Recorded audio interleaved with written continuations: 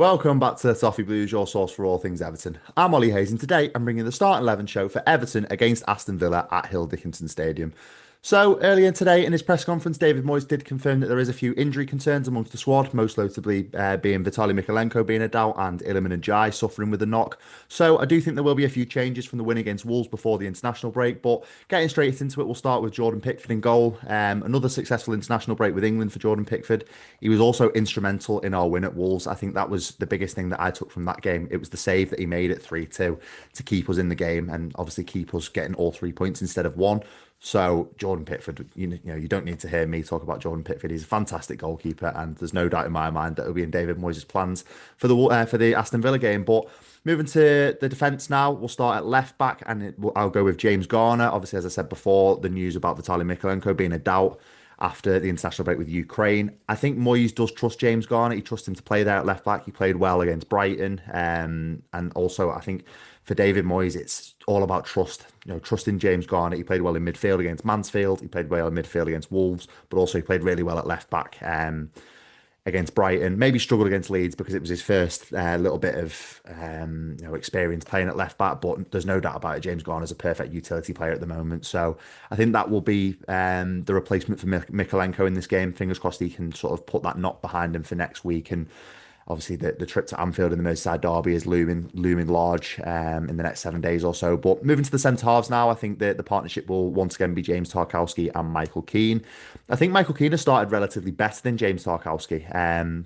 He started relatively well this season. He's been more solid, I think, than James Tarkowski. I think Tarkowski is struggling for that full fitness. Hasn't had a full pre-season, which we know, especially for a centre half, does take its toll a little bit. But I think this international break maybe came at the perfect time for James Tarkowski just to put that injury behind him a little bit more and just get a little bit more match fitness. But yeah, I think they will keep their place. Obviously, in the absence of Joe Branthwaite, he's still a few weeks away.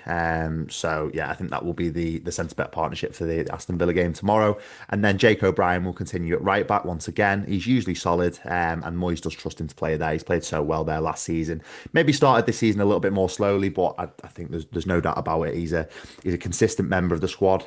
He's a consistent player playing at right back, so I'm quite happy with him tasked of stopping Aston Villa's front three tomorrow. But moving into midfield now, we'll start with Idrissa Gana Gueye, another solid performer on international duty with Senegal. He's always consistent for Everton, isn't he, Idrissa Gana Gueye? He does the simple things well.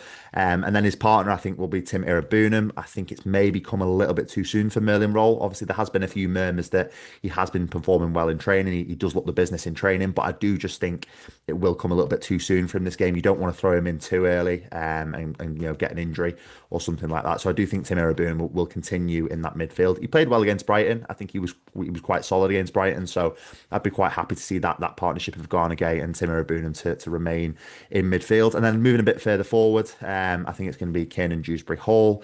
He was fantastic against Wolves, wasn't he? Got his first goal for Everton, and what a strike it was! What a goal! He's showing really that he was a real bargain of the summer. He's one of the best signings that Everton made this summer. Obviously, behind the man that got Player of the Month, which I will get into very shortly in this video. But Dewsbury Hall has been a little bit of an unsung hero in terms of the transfer window. So long may it continue. I think he's really putting a good, consistent platform to really build on after his first 3 games. So yeah, as I said before, long may it continue. But that goal against Wolves was an absolutely fantastic strike, and fingers crossed he can get on the score sheet once again tomorrow. But moving into the front three now, and we'll start on the left wing, and it was the player I just mentioned briefly there, our player of the month, Jack Grealish, a real fan favourite now, and I think he's one of the main reasons why there's such a feel-good factor around the club. He was such a good signing, and as I said with Dewsbury Hall, just long may it continue, because they built really good platforms to have consistently good performances this season, Dewsbury Hall and Grealish. So yeah, our player of the month, 4 assists in 3 games. He can build on that now. Hopefully he gets his first goal against his old club, Aston Villa. But moving to the right wing now, obviously, as I said earlier in the video, that there's a few injury concerns, and Iliman Ndiaye falls into that category. With those injury concerns, I think it's now time for Tyler Dibling to get his first start in an Everton shirt, and also make his Premier League debut for Everton. I think it is time now. I think we all want to see what Dibling can do.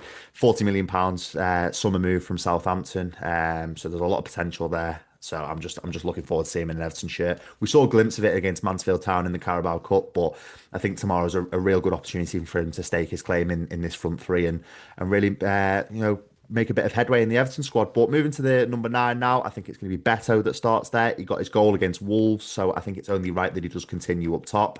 There is a lot of competition for places though up front between Tieno, Barry, and Beto. I think they are. I could have said either one and had a plethora of reasons as to why they were to start, but I think it's only fair to keep Beto in the starting lineup because he did get that goal against Wolves.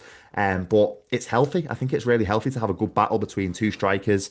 Maybe Tieno Barry has a little bit more potential than Beto, but Beto's going to be fighting really hard to keep him at the team. So I think the competition for places is really, really healthy amongst this squad, and especially in the number 9 spot. Because say Beto doesn't score tomorrow and Tieno Barry comes on and scores off the bench, I think that he then stakes his claim for the next week to maybe start Anfield. So a good bit of competition for places, but I do think it will be Beto because it's only fair as he got that goal against Wolves. But that is my starting lineup. I'll just run through it one more time. So it's Jordan Pickford in goal, James Garner at left back, James Tarkowski, Michael Keane, and Jake O'Brien at right back, Tim Irabunum, Idrissa Gana Gueye, and then your front three behind the striker of Kiernan Dewsbury-Hall, Jack Grealish, and Tyler Dibbling, and then Beto being the number 9 starting for Everton tomorrow against Aston Villa. Let me know your thoughts on this starting 11 in the comments. Would you have gone with Tieno Barry maybe over Beto? Let me know your thoughts. But that is all from me today. Make sure you like, comment, and subscribe, and I'll speak to you soon.